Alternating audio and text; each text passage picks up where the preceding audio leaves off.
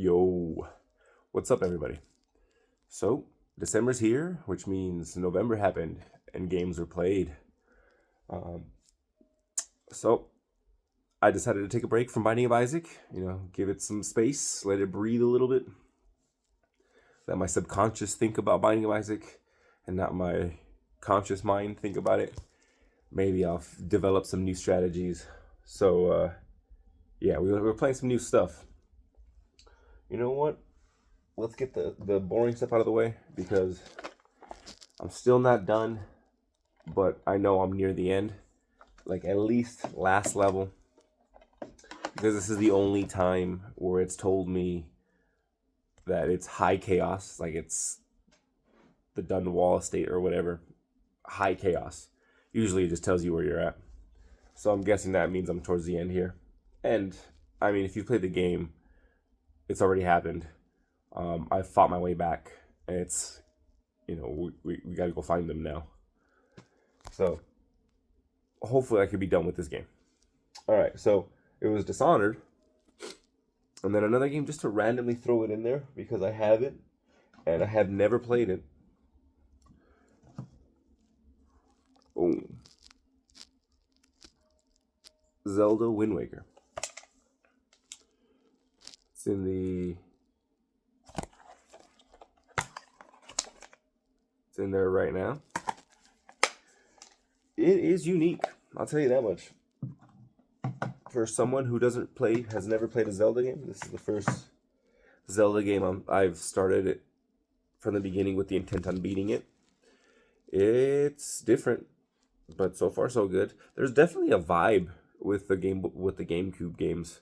There's like a beach forest vibe that they just went with. Wind Waker, Pikmin, Super Mario Sunshine, they just have this very similar aesthetic, vibe, frequency, energy, intention. I don't know how else to put it. But so far, so fun. I just got onto the prison. So they put you in a barrel and they shoot you off. You're not Link, you're some other kid. And he's just wearing Link's clothes. So it's like the kingdom after Link. If you've played, you already know, and you're probably saying that I'm wrong. Fun game. Basic combat. Nothing flashy. It's a good game to play in the daytime when there's people awake and there's people that can watch the screen. Okay, it's a good game to play when there's people awake. So that was one game. The other game that I played, so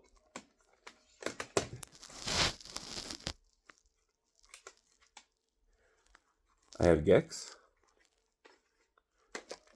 and I have Gex 3 on the PlayStation. Gex 1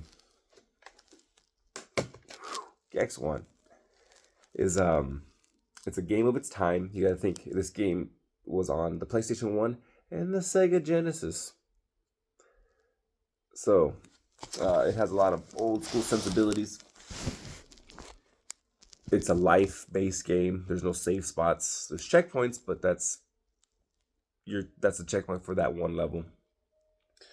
Very old school. I beat it, but I beat it cheating because if it's gonna make me use codes to get to the level, and the code that it gives me isn't personal, it's not gonna have the same amount of lives. It's not gonna have all the power-ups I have for my game. It's just a random code, or not a random code, but just a single code that'll always take you to that level.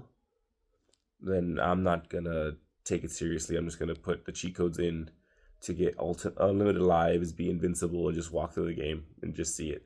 So that's what I did. But on the PS3, I have it on.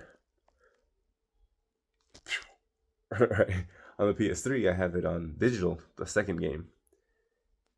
The second game is an improvement to the core mechanics of Gex. So no longer is it a side scroller, old school life based. There you do get lives, but it's redundant. It's a Spyro like. So the first game came out at the same time, or like a year after Spyro, the first Spyro. I'll look it up. I'll put it right there. Um, but the second game came out definitely after, obviously, and they picked up on what worked in Spyro, and they made sure to add those. So checkpoints are still there, but their lives are still there. But there's a save feature, so you can save your game, and it's your character because it's the PlayStation 1, and we use memory cards, and we could definitely do that. So being able to save Gex is making me just really enjoy the game. Because if you follow the channel, I 100%ed the first Spyro, so it falls perfectly in line with that collectathon, 3D platforming, mascot video game. But one thing that Spyro has that Gex does not is a working camera. The camera is one of the most frustrating things in the game. You're never confident in where you're going. You're just making leaps of faith. You're fighting the camera more than you're fighting any enemies. The game is made difficult because you're just up against the camera. It just bumps into random nonsense. You're fighting it constantly. They give you 3 options to control the camera: automatic, semi-automatic, and fully manual, and they all suck. None of them are good. You're just fighting with them, and each are good. Well, okay, none of them are good all the time. They all have their own unique case where they're good and they're useful. So it's just, how could you be so much better but also so much worse? A lot of the same things from the first game are found in the second game. Obviously, other than going from 2D to 3D, it's a pretty down and dirty second game. So it's a sequel, I mean. He basically used the same lines, all the same jokes, the same, innuendos. A little tongue now, a lot of tail later. And he's a gecko, and he's like using his tongue to grab on the wall and then swing his tail to hit enemies. So it's like a wink.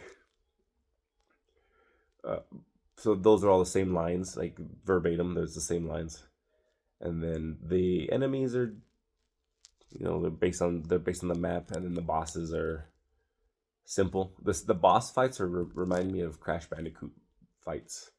Like, you're not really fighting the boss, because in Spyro you were fighting the boss. You were attacking the boss. You were using your flames against the boss.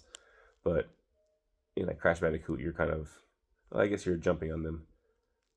But in Gex, you're using the area around them and stuff in the environment to take them out.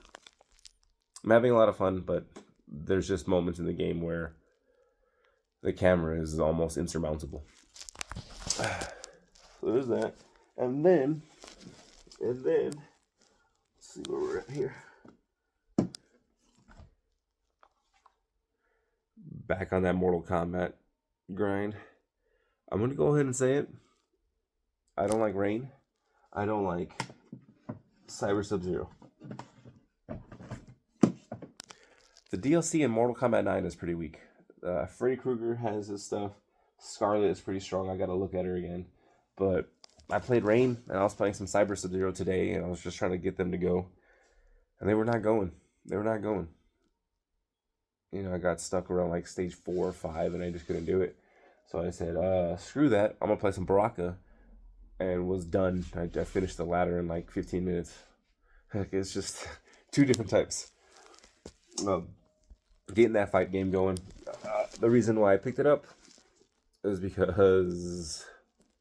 Sorry. I bought that on Black Friday. And my fight stick doesn't work on my PS4 for this, so I had to buy an adapter, and I needed something in the meantime.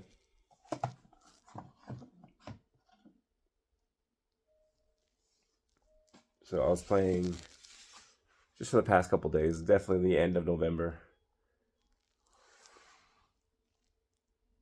Those, yeah, so we got Dishonored, Gex, Mortal Kombat, Zelda. There you go. Boom.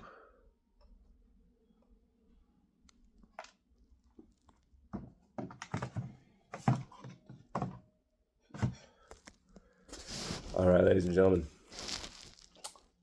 Hope you enjoyed. I hope you were playing your own games out in November. But until next time, like, share, subscribe. Until next time, buenas noches. Bye.